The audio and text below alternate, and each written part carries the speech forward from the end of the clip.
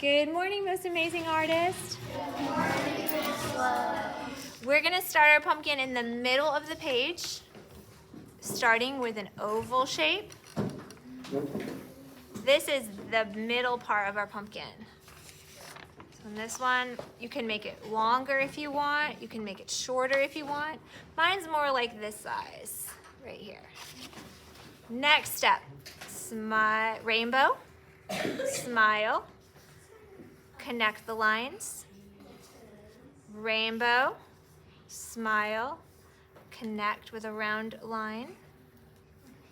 If you make it more straight, it will look like this. If you make it more round, it will look like this. Pumpkins can be either way, so you choose. The stem is a J and a backwards J. And you can put a little circle on there if you want it to be the top of the pumpkin, or if you want to make it more fancy, you can do a curvy rainbow shape. You can make that rainbow shape go back into a stem, or you could curl it around into a spiral and then curl it back so that you can make a bigger stem or a pumpkin. I came back to there. If you wanted to add some wavy kind of leaves, you could add some wavy kind of viney leaves.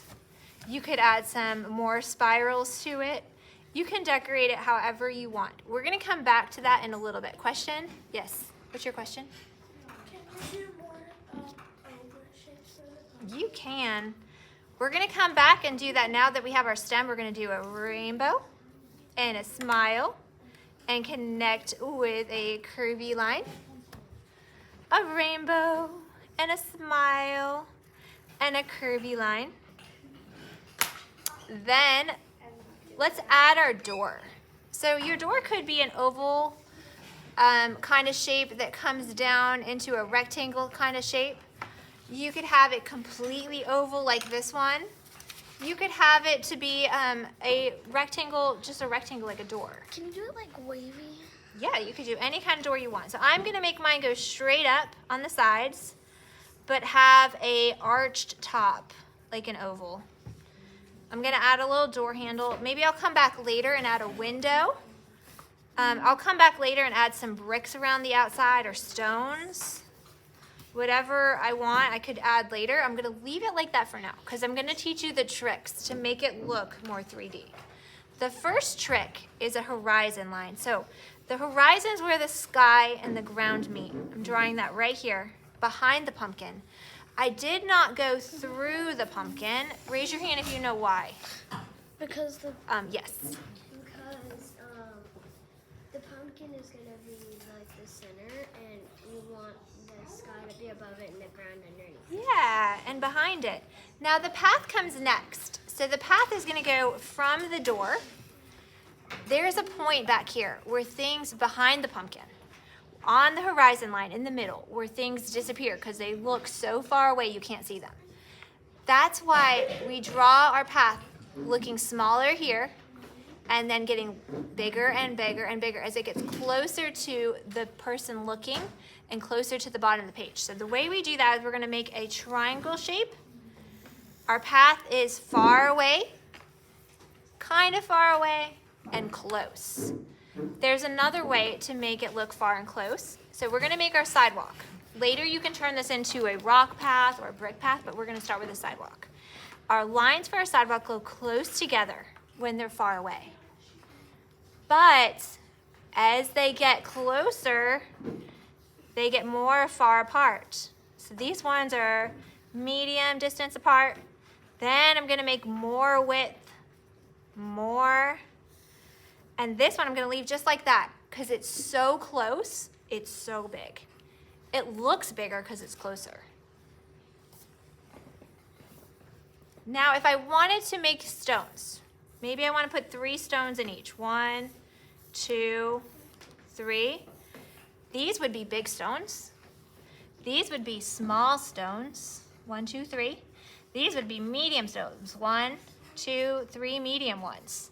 Then in between, you would go small to bigger as you go. We can come back and we can add more stones later. So we're gonna pause from the stones, and I'm gonna let you come back and do more of that later and add the details. The next thing that I'm gonna teach you is the lamppost and the flowers and how to make them go along the path, some looking like they're close, some looking like they're far. How do you think I made these flowers look far and near? Do you know? By making them smaller and bigger. Yeah, so the further away it goes along the path, the smaller it goes. I want you to notice that the stem of the flower is parallel to the edge of the paper. What does parallel mean? Do you know? Two lines that never touch no matter how far they Yeah, so I'm gonna draw my first flower right here, and I want it to go straight up parallel to the paper. That's this first stem. That one's gonna be large because I'm gonna make a large sunflower. Then I'm gonna do a medium sunflower right here. Still, it's going parallel to the edge of the paper. And a small one, it's not actually smaller than this one, it's just further away. The stem is also wider when it's closer. Medium, and then that one I'm just gonna leave one line. Sunflowers have big circles, so I'm gonna draw a big circle, but then this one's gonna be medium because it's further away, and then small. Sunflowers, you can make them with like a U shape, or you could make them with a leaf type shape. You can pick what kind of sunflower shape you want. If it's easier for you to do the U's, you can do that. If it's easier for you to do the leaf, you can do that. So you're gonna go all the way around with this, doing the large size, U's or leaf, you get to pick. You can try a mixture if you wanna try both. This medium one is behind this one. So any part of the petal that would be behind, would I see that petal? No. No, so I'm gonna do some petal shapes that go around, medium sized, of course, since this one is a little bit further. Raise your hand if you know what size this one would be. Small petals. And any petal that would go behind, I wouldn't draw the part that's behind this. Sunflowers are so pretty. When it's time to color it in, you can do dots around. The dots get more dense. That means there's more dots as you get to the middle. And there's all these like browns and oranges that kind of are in a sunflower, so that could be really fun to do. Sunflowers have pretty leaves. Sometimes they droop down. You could make a regular leaf for a sunflower, and that's fine to do too. So if you want to make some leaves for your sunflower, you could come back and do that, but make sure they are large, medium, and small. You can add sunflowers on the other side if you want, but I also wanted to show you how to make lampposts. So you can see the lamppost can go along the path. You could have baskets go along the path. You could have sunflowers and lampposts go along the path. So I liked this lamppost that was so tall. You don't have to do a lamppost if you don't want. You can choose to do a lamppost with me, or you can choose to do something different. Maybe you want to do large and small baskets that go along the path, or little fairy lights along the path. Can you think of anything else you could add along the path that would be fun to put? Like wheelbarrows. Yeah, a wheelbarrow. You could put like you could put like smaller flowers. down. Yeah, small flowers. Maybe like mini like pumpkins. Yeah, and pumpkins along the path would be cute. What else? One more idea. Yes. Some people maybe. Ooh, yeah, or maybe little fairies, maybe some animals. All right, so for this part, we are gonna do a lamppost that's gonna come up really tall. It's going parallel to my page like this. Then I'm going to do right here a medium sized, and it's gonna come over my pumpkin a little bit. So my pumpkin that's behind it, when I go to color it, I won't color the part of the pumpkin that is actually light post in front of it. And see how this one comes up taller and then this one doesn't come up as tall? That's another trick. And then a small one goes right here, not as tall as this one. These also have width. So my lamppost is going to be a wider rectangle and a thinner rectangle. And you don't have to make them as skinny as mine. I made these pretty skinny. You can make them thicker if you wanted, and a really thin one. Any part of this that feels a little too hard for you, we can come back and do later. So we are gonna add our light that's burning in the candle. This could be a bulb or it could be an actual fire. So I'm gonna do a rainbow shape. If it helps to turn it on the side, you can see it's a rainbow and a smile that come together as a point. When you color this in, if you left the middle white and then did yellow around it, it would look like it was glowing, because white is actually the best glowing color. So if you leave a little bit white right here, that would make it glow. So then we're gonna do a medium size rainbow and smile and a small size rainbow smile. I'm gonna do a glass cover around it. So I'm gonna start the glass cover with a rectangle base. So rectangle that's larger, longer, then more medium, then small size. I'm also gonna put that kind of like hovering above the light so that the glass case can go around it. So I'm gonna do a rectangle above, a rectangle above that's medium, and a rectangle above that's small. Then my glass case is going to be kind of like a parenthesis. So since it's glass, it would be see-through. So the pumpkin or the stem that's behind it actually could see through that. So I could still draw color in the stem if this is glass. Maybe I make it a little bit lighter or a little more blurry looking. This pumpkin that's behind, I want to leave maybe white where the light is and color the rectangle, like a lamp color, but the part that has the glass could show a little of the orange. If you would like to, you can add a shape below your light. So you can see on this one I added a semicircle. On this one I added like a trapezoid type shape. So I'm gonna do a trapezoid shape. That would be, make it a line right here and then connect, connect. A medium, connect, connect.